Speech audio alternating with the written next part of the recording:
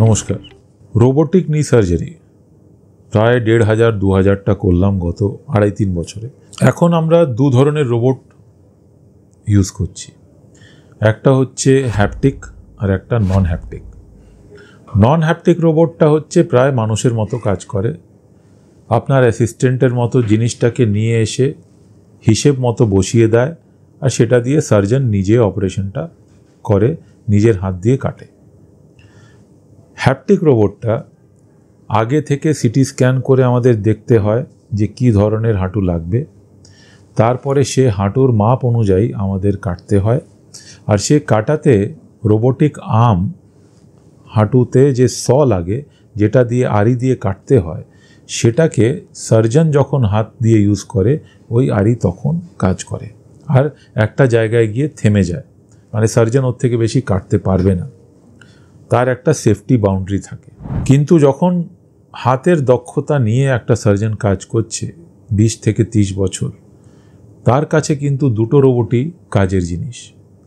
হয়তো একটা রোবটে টাইম কম লাগে, নন হ্যাপটিক রোবটের টাইম একটু বেশি লাগতে পারে। হ্যাপটিক রোবট একটা জায়গায় গিয়ে আটকে যাবে, আপনি তার থেকে বেশি ঠিক করে যদি অ্যাডজাস্টমেন্ট করতে চান আপনাকে নিজে হাতে খুলে করতে হবে। নন হ্যাপটিক রোবট কিন্তু সেরকম নয়, সেটা আটকাবে যখন আপনি ওটাকে আটকাবেন, ও নিজে আপনাকে শুধু গাইডেন্স হিসেবে করবে।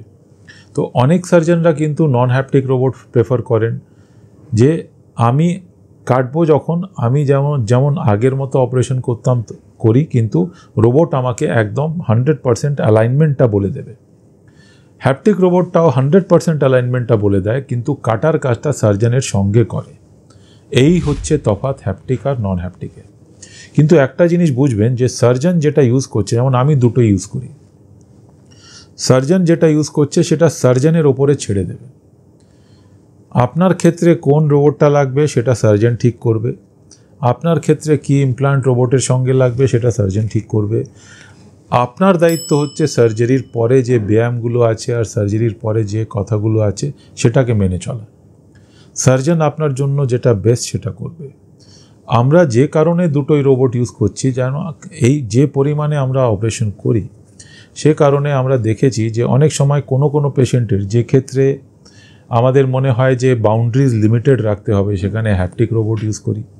যেখানে আমরা দেখি বাউন্ডারিজ আমাদের ফ্লুইড আছে, যেখানে আমরা যখন কাটি নিজের হাত দিয়ে ইজিলি কাটতে পারি, কোনো অসুবিধা হবে না, সেখানে আমরা নন হ্যাপটিক রোবট ইউজ করি।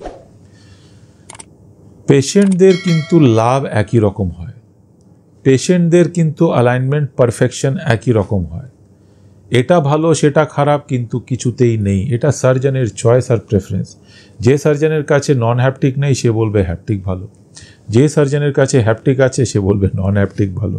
কিন্তু যে সার্জন, আমাদের মতো লোক যাদের কাছে দুটোই আছে, ওরা কিন্তু সব কিছু ইউজ করতে পারে, আর আপনার জন্য যেটা বেস্ট আমরা সেটা আপনাকে নিশ্চয়ই দেব। কিন্তু এটা বুঝে রাখবেন, রোবোটিক টেকনোলজি অপারেশনটা ভালো শুধু করে না, অপারেশনটাকে অ্যালাইনমেন্টটা যে কতটা অ্যালাইনমেন্ট হবে, কিভাবে হবে, সেটাতে সার্জনের হেল্প করে।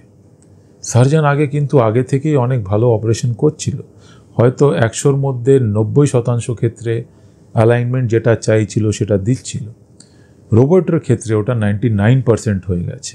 ওই 9%-এর যে তফাৎ আছে সেটা রোবট নিয়ে এসছে। আর সেই জন্যে এই টেকনোলজির একটা দাম আছে। এই টেকনোলজির এই গুণের জন্য আজকে এটা চারিদিকে ছড়িয়ে যাচ্ছে, আর আমরা আপনাদের সেবায় সব ধরনের ব্যবস্থা নিয়ে আছি। নমস্কার।